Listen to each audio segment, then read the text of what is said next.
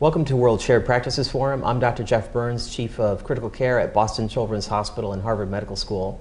And we're here today with Dr. Robert Truog, who is the Professor of Medical Ethics, Anesthesia, and Pediatrics at Harvard Medical School, the Program Director for Medical Ethics at Harvard Medical School, and Senior Associate in Critical Care Medicine at Boston Children's Hospital. Welcome, Bob. Thanks, Jeff. Great to be here. Today we're going to do something a little different than what we've been doing over the last 6 months. Previously, we've had an international expert talking about some topic of importance to us all. And today, certainly, this is a topic of importance to us all. It's end-of-life care. But unlike our previous speakers, we all recognize that there's no evidence to guide us on the right way or the wrong way to be doing this. End-of-life care is something that is deeply important to all of us, and it's anchored in deeply held religious, cultural, and indeed medical and legal obligations that we each have in the country of practice that we are practicing in. But today we do have an international expert in this area who's going to talk to us about these different concepts. And as before, we're going to be asking Dr. Truog how he practices in his environment. So Bob, welcome, and we look forward to the discussion today. Yeah, thanks, Jeff. I think that one of the things that's going to be most interesting to me is to explore how people do think about these very sensitive issues around the world. And I'm fairly comfortable with what we do in our own country, but frankly, I don't know that much about how people manage these around the world. And so I think that this is going to be exploratory for all of us. So I thought I would start by talking about a case that happened at a major American pediatric ICU a few years ago. So it's an actual case, and it involves a 9-year-old boy who had facial surgery for mandibular hypoplasia. The anesthesiologist could not ventilate him after the induction of anesthesia because of his small jaw, and he went on to have a cardiac arrest in the operating room. He was successfully resuscitated, but he had very severe brain damage. He went to the pediatric ICU, and after a month, he remained dependent on mechanical ventilation. He was unresponsive, but he did not meet any criteria for brain death. So there were, of course, many, many meetings with the physicians, the consultants, and the family. The neurology consultants wrote in the chart that his most likely outcome would be a permanent vegetative state. And so I thought at this point we'd talk about what clinicians might do at this point in the child's course. Thank you, Bob. I wonder now if I could turn and ask the world, as we've been doing in these forums. These are deeply held positions and views, and I want everyone to feel comfortable answering this. And so if you don't feel comfortable answering for your particular ICU, please feel free to hit the anonymous button.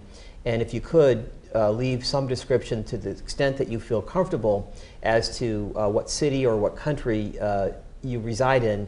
And I wonder if I could ask, in your environment, not as you would necessarily practice, but in your environment, what is the predominant mode of end-of-life care that would be provided?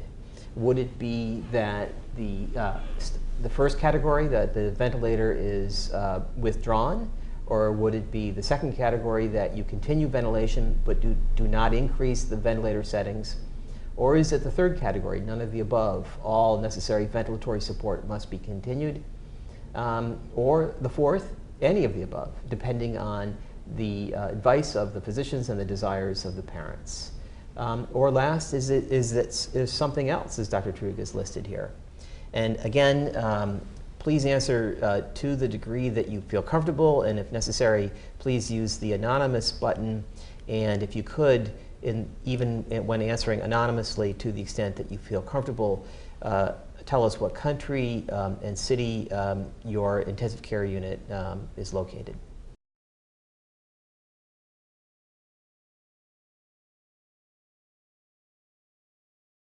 So Jeff, as you know, very commonly in our intensive care unit, the response to this, if this was something that the family was in agreement with, is that we would stop the ventilator.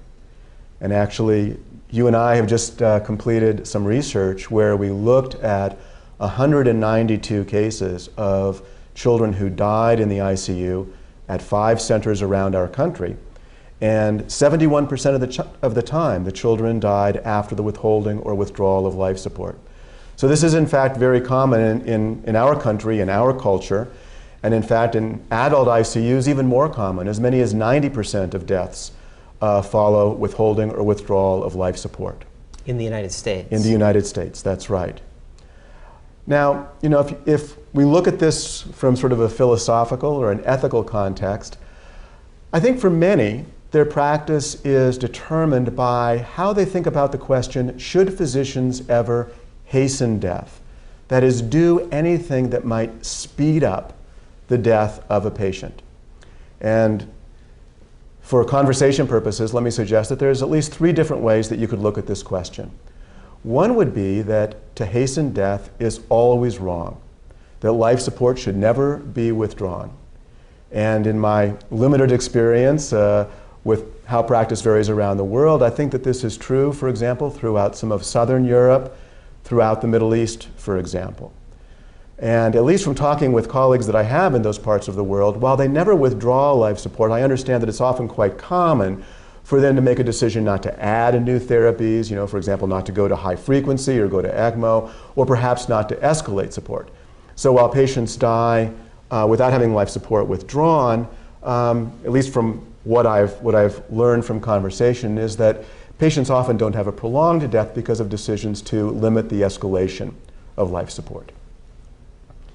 A second way to think about that question is that hastening death or speeding up death may be permissible, but only if it is not what we intend. That our intention must always be to relieve suffering, not to cause death. But that we recognize that some of the things we might do may actually hasten death. And this relates to a philosophical principle called the doctrine of double effect, which I'm going to come back to and describe in a little bit more detail in a moment. And then the third possibility is that we may think that hastening death is permissible, and in fact it may be intended.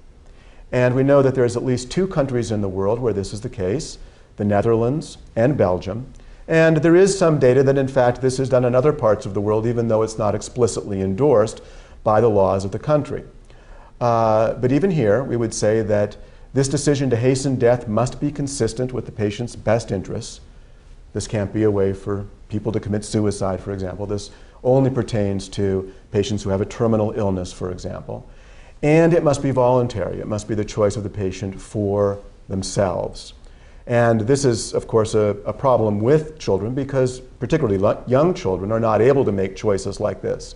And I know, for example, that in Holland, this is very much an active debate as to whether voluntary euthanasia would ever be permissible in the pediatric context. So Bob, thank you for that overview. And as a reminder to our audience, you are the first author on the current Society of Critical Care Medicine and American College of Critical Care Medicine guidelines on end-of-life care.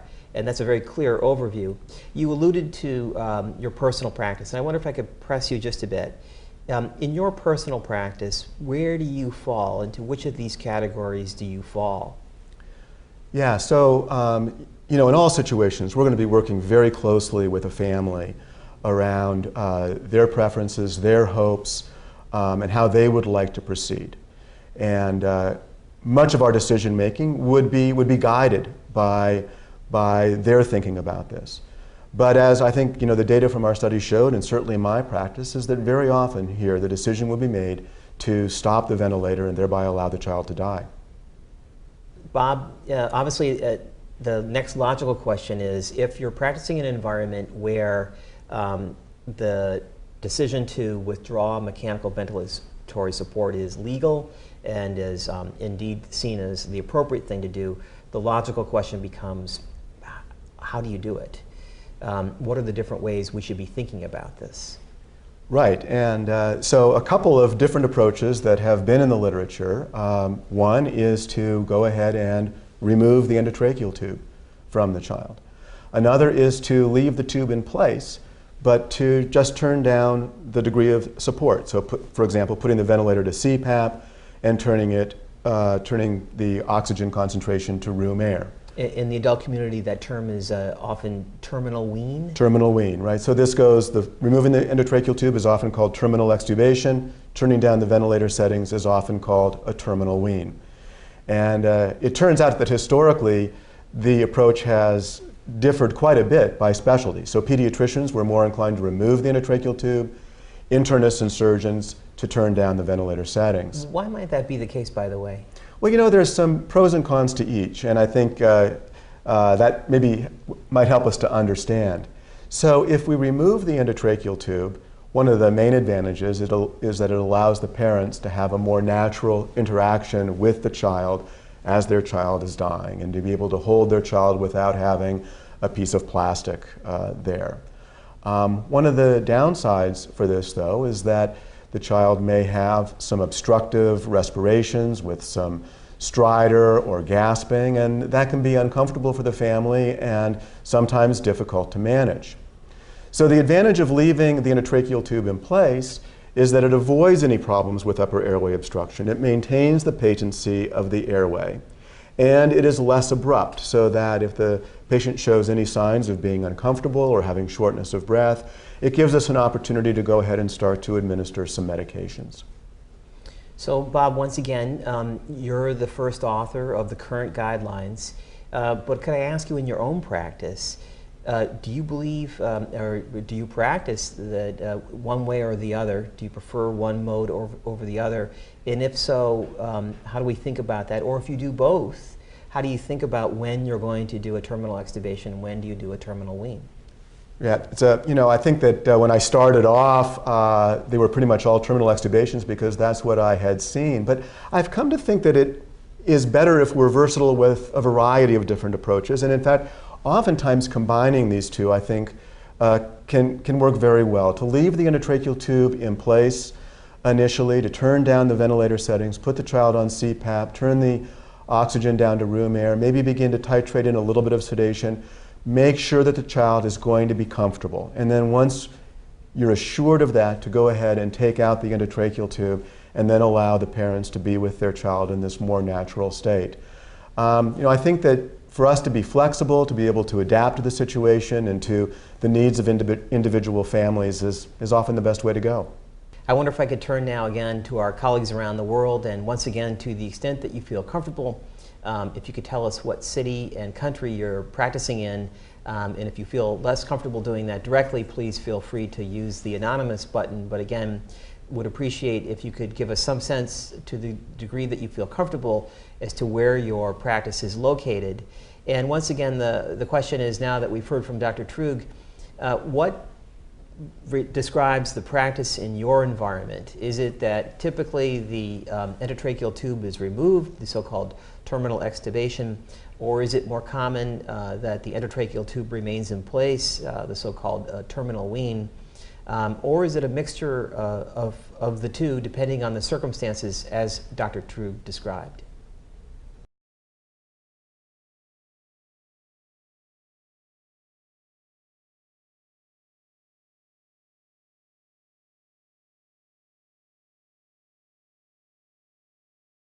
All right, so we've reached the point now where we've made a decision to withdraw the ventilator using one of these approaches, and so that the next question that we're going to be looking at then is, after withdrawing the ventilator, what's going to be our approach to sedation? And this is where it really, I think, starts to become more controversial. Let me list some of the options that might be out there.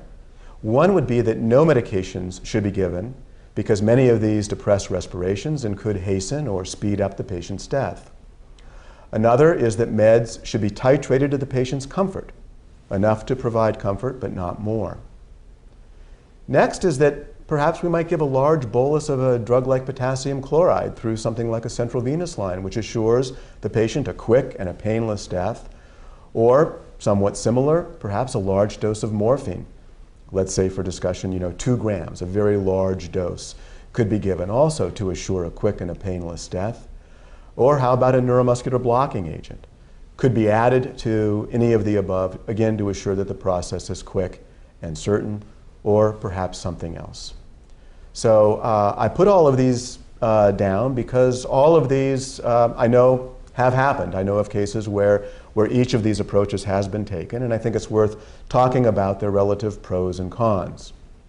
So Bob, again, as the first author of the current guidelines on end-of-life care from the Society of Critical Care Medicine, how did you weigh these considerations in the guidelines, and what do the guidelines instruct us to do in this regard? Good, yeah, Jeff. So what our guidelines recommend largely is the second option that I listed here, that medication should be titrated to the patient's comfort, enough for comfort but not more. And I want to take just a couple minutes here and I want to describe the ethical basis for that. It comes from what is known as the doctrine of double effect. And this was a philosophical construct, if you will, that was originally developed in the Catholic Church several hundred years ago. But it's no longer considered just a religious perspective. It's really an ethical idea that has been adopted into secular thinking as well. And let me explain to everyone, if they're not familiar with it, how it works. So the doctrine of double effect pertains to situations where there's an act which has both a good effect and a bad effect, hence double effect. And what we're talking about here, let's say, is the act of giving morphine, where the good effect is that we are relieving the patient's pain and suffering, but the bad effect is that this drug is a respiratory depressant, and so it might speed up or hasten the patient's death. Now, for this to be acceptable under double effect, it has to meet 5 requirements. The first is that the act itself has to be morally good or neutral. So giving morphine isn't necessarily intrinsically good or bad. Whether it's good or bad is going to depend on the circumstances. The second requirement is that the good effect is the one that we are intending. We are intending, in giving this, to relieve the patient's pain.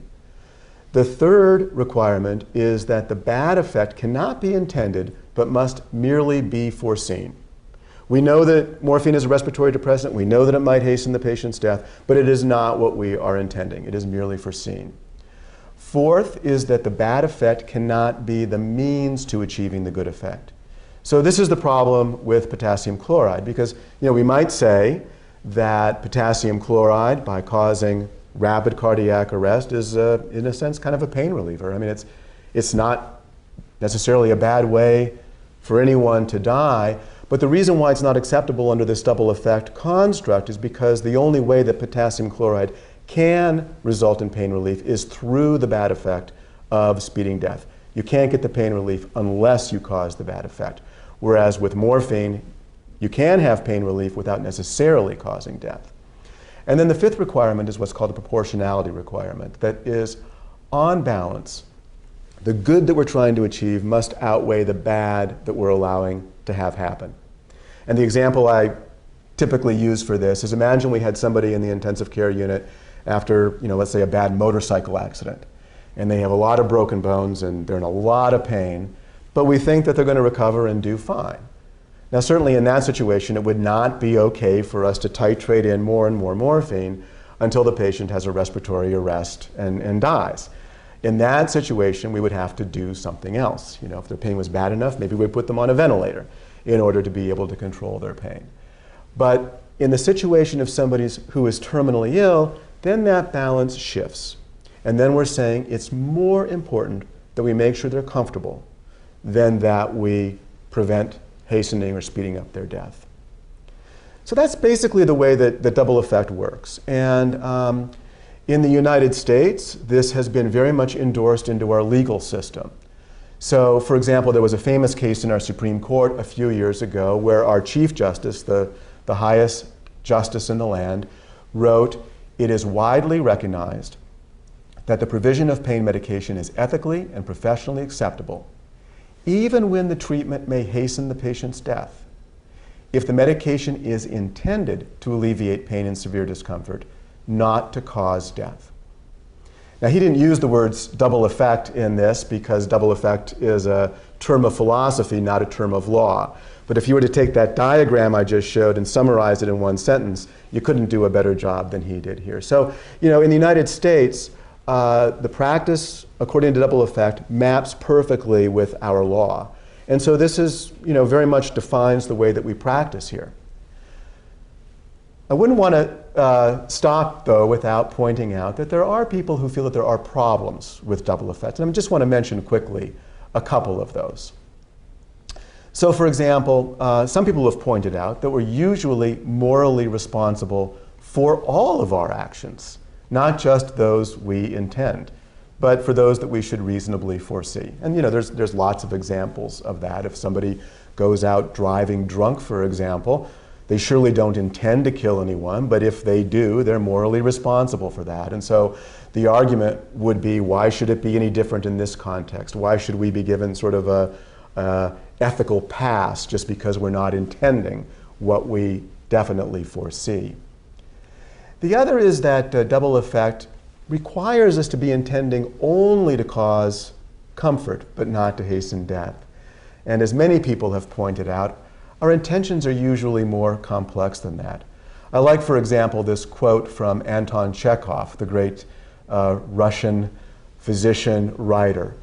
He wrote, "Whenever there is someone in a family who has long been ill and hopelessly ill, there come painful moments when all, timidly, secretly, and at the bottom of their hearts, long for his death." And I think that this isn't an uncommon thing in intensive care units today, any less than it might have been common back in Russia when Chekhov was practicing and writing. And I think, our intentions are often not as straightforward and pure as double effect may seem to require. Bob, thank you, because that's a frequently described concept and it's often hard to follow, and that was very clear to me. I wonder if we could go back now and use that framework on this list that we were just discussing. How do you think about it in each context now? Okay, good. Yeah, let's go back and talk about the various options that were mentioned. So the first was that no medication should be given that might depress respirations and hasten death. And, indeed, I think that this is not uncommon. But at least in our culture, we're beginning to recognize that as physicians, we have an obligation to proactively make sure that patients are comfortable during the dying process, that our only goal is not just to prolong life as long as possible. And indeed, there are now some states like California and Oregon where physicians might lose their license or perhaps even go to jail if they do not provide adequate sedation and analgesia to patients who are dying. As I mentioned, the notion that meds should be titrated to the patient's comfort, that is, giving enough for comfort but not more, is really the dominant view. And I'd like to emphasize that the key word there is titration. The idea is that you're watching the patient, you're seeing, are they comfortable? If they are not, then going ahead and giving more. That is the approach that I think is most compatible with double effect. We mentioned the potassium chloride and the fact that that's not acceptable because the only way that potassium chloride causes pain relief is through the bad effect of hastening death. How about the large dose of morphine, the 2 grams? I think when I discuss this case, many people say that that would be what they might prefer for themselves or a family member. It is a painless death.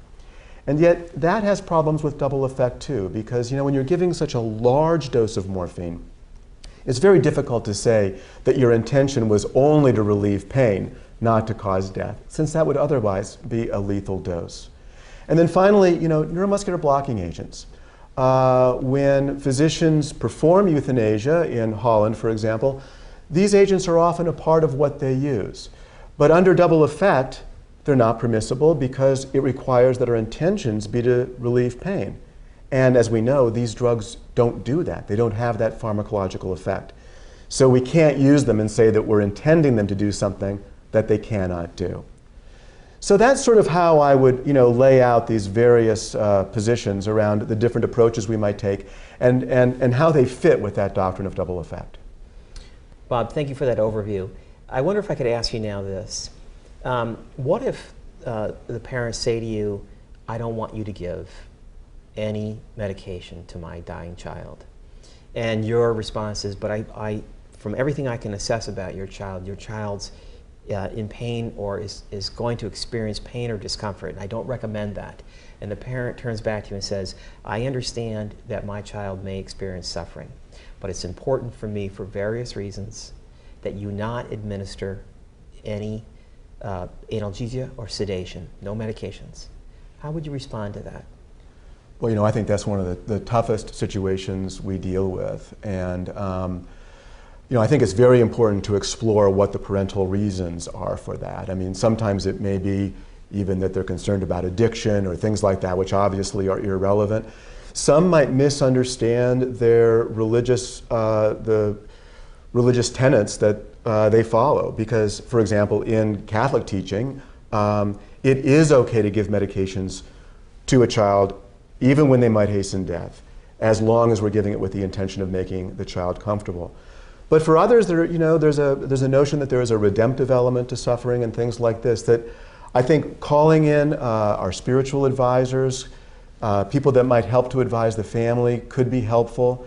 Some people will feel strongly that at some point we cannot simply watch a child suffer when we could be treating that, and may feel that we actually need to disqualify the parents as the decision makers around this particular decision and go ahead and treat the child to make them comfortable. So I don't think that there's any set answer to that. I think it's always going to be difficult, but those would be some of the things that I would be thinking about. Bob, I wonder if we could move on now to the actual practice of end-of-life care. And I know around the world, most of us have learned to administer benzodiazepines and narcotics. Is it only benzodiazepines and narcotics? What about other medications? Is that allowed? Is it appropriate? How do you think about this? It's a great question. And some of the things that we might think about using, as you say, opioids. Morphine and fentanyl we're very comfortable with. Benzodiazepines, at least in the environment where we practice, midazolam, lorazepam, but we could also think about ketamine, pentobarbital, propofol, dexmedetomidine. I've often seen that clinicians have a very narrow view about this, and they're really comfortable with only, say, a couple of meds, like morphine or midazolam. And I'd like to encourage people to think a little bit more broadly. When I think about that list of medications that I just mentioned, I would say that all of the above may be appropriate depending on the circumstance. And I want to just return here for a moment to this doctrine of double effect that we've been talking about. And I want to make sure that everybody understands that, at least under this construct, any drug is permissible if it's being used to make the patient comfortable, and any dose is acceptable as long as it's what the patient needs. There's no predetermined dose that is too high. It just has to be a dose that the patient needs. In other words, we can give these things as long as it is necessary to make the patient comfortable. Just don't give more than is necessary. And here I'd like to point out that in the last few years, I've seen a greater role for propofol in end-of-life care. And I don't have a lot of evidence to support this, but my experience has been, Jeff, that oftentimes when we have a patient who's been on very large doses of morphine, very large doses of midazolam, let's say, we might think that it's quite likely that all of their opioid and benzodiazepine receptors are probably saturated, and it's very difficult to predict how they're going to respond to larger doses of drugs in that same class. Even if you give them 10 times as much, it's not clear how they're going to respond. And so in the context of withdrawing life support, where we want to make sure that the patient is comfortable, where we need to react quickly with drugs that act quickly, I've often found that going to a drug that acts in a different way, like propofol, gives us a lot of control in that situation that we don't have if we stick to our drugs that we're most comfortable with, that is the opioids and the benzodiazepines. And so personally, I have found propofol to be a very useful agent under these circumstances. I wonder if I could ask you this. There's a tension between titration and presumptive dosing, meaning you've been very clear that the guidelines, and indeed it sounds like your own personal practice, is that you titrate sedatives or analgesics or other pain-relieving medications to the patient's symptoms. But of course, everything we know from pain treatment says that you want to avoid that pain ladder. You don't want the pain to be escalating and then trying to address the issue after the pain has emerged is going to require higher doses. And so the concept of presumptive dosing of analgesia to provide best pain treatment. But of course, in end-of-life care, there's a tension here. On the one hand, we don't want to be entirely reactive for the reasons that you said. The patient may be experiencing escalating symptoms of suffering at the end of their life, with their family watching this. and it's requiring greater and greater doses to treat that. On the other hand, presumptive dosing, it makes people concerned, am I going to hasten the death, and what dose do I choose? Right. How do you think about that in your personal practice? Yeah, so I think I'm so glad you brought this up, because I think it is an important tension. The concept of titration means you wait until you see some signs of discomfort and then you give more. But particularly when we're talking about removing the endotracheal tube, we know that this patient is going to go from being relatively comfortable on the ventilator to possibly being very short of breath within moments. And if we don't treat that presumptively, it'd be a little bit like if you take somebody to the operating room for an appendectomy and you say, okay, we're about to make the skin incision. As soon as you start to feel some pain, you let me know and I'll start to give you some anesthetic. That's what it's like when an endotracheal tube is removed. And so I think that we do need to give medication ahead of that, presumptively, even though it doesn't, strictly speaking, fit with this concept of titration. And so what we wrote about in the guidelines was that if you're going to be extubating somebody at the end of life, to give them at least 1 hour's worth of what they've received prior to that, before removing the endotracheal tube, as a way to get on top of any signs of distress that they might have before it occurs. And if we could go back to something that if I think I heard you correctly earlier, it seems as if your practice has evolved such that you do a wean with the endotracheal tube in place down to, as you said, CPAP, in order to assess the onset of respiratory distress so that you can then address that with sedatives or analgesics or something other before you move to extubation. Is that the reason that you've adopted that practice of weaning with the endotracheal tube in place down to CPAP? Right, and I think that allows us to have a smoother process whereby things are happening less abruptly, less likelihood that the patient's going to suddenly experience symptoms of shortness of breath. I wonder now if I could turn to our colleagues around the world and ask, what is your practice in your location? Is it that benzodiazepines and opiates are the principal treatment regimen? Or is it that beyond opiates and benzodiazepines, indeed all of the above could be medications that would be part of the treatment plan for end-of-life care in your environment?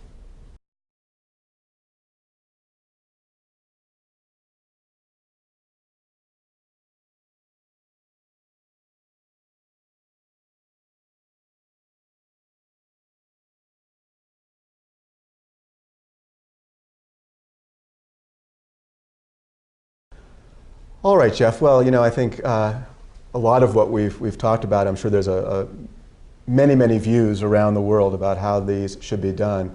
But one that remains most controversial for us in our environment is the management of the pharmacologically paralyzed child. So, for example, consider a child who is on a vecuronium drip, let's say, on high-frequency ventilation, at a time a decision is made to withdraw the ventilator. This is not uncommon for us.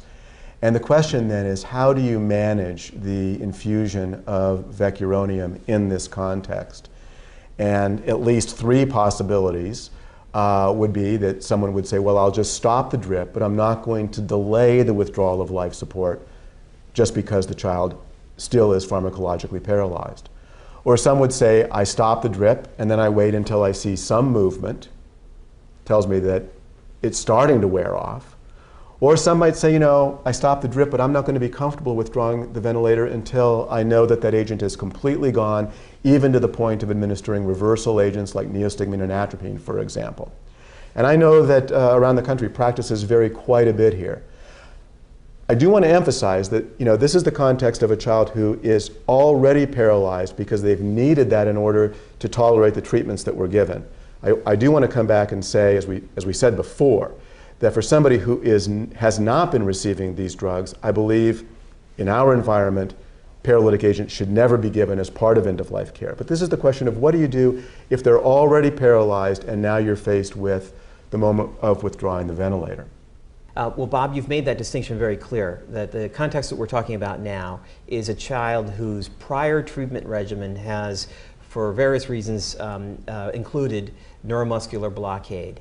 and now the decision has been made to withdraw mechanical ventilatory support. And how do we proceed in that context, knowing that the child has neuromuscular blockade in their system? And so my question is, what do the guidelines instruct us to do? And also, Bob, could you share with us, in your practice, what do you do? Sure.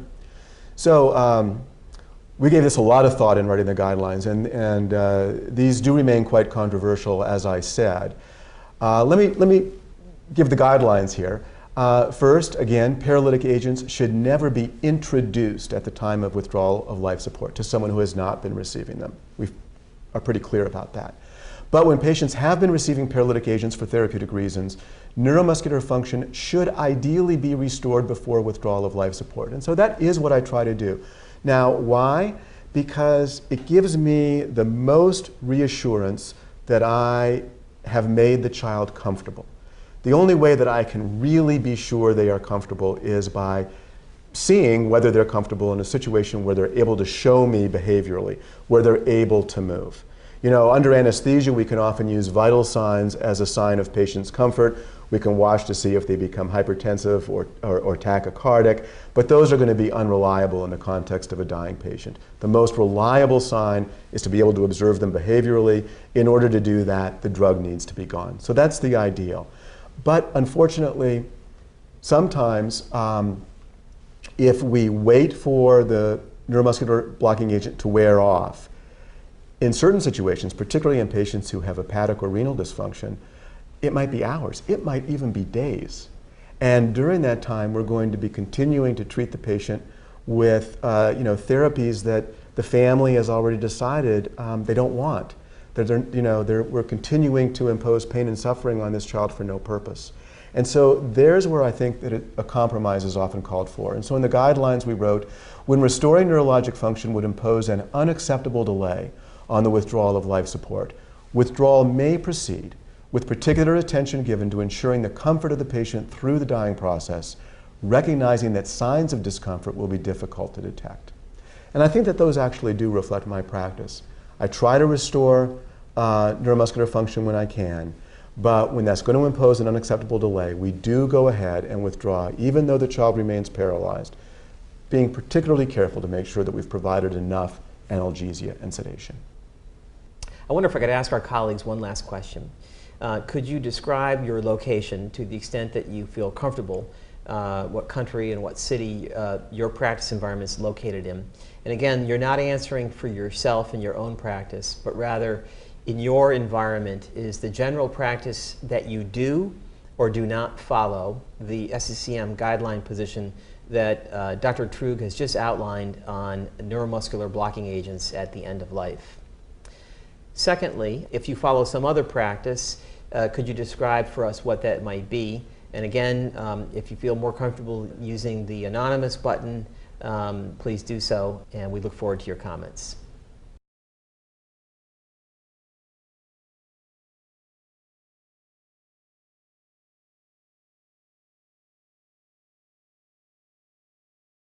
Dr. Truog, thank you very much. I know you discuss these issues across the world, and you know better than anyone that these are very personal and deeply held beliefs.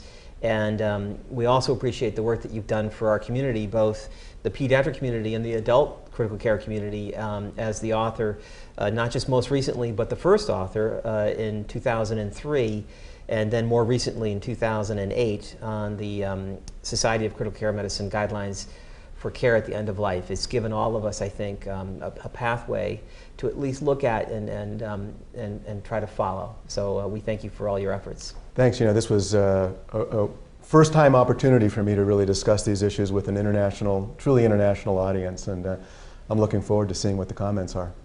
Good. Thank you, and we look forward to seeing you next month for World Shared Practices Forum.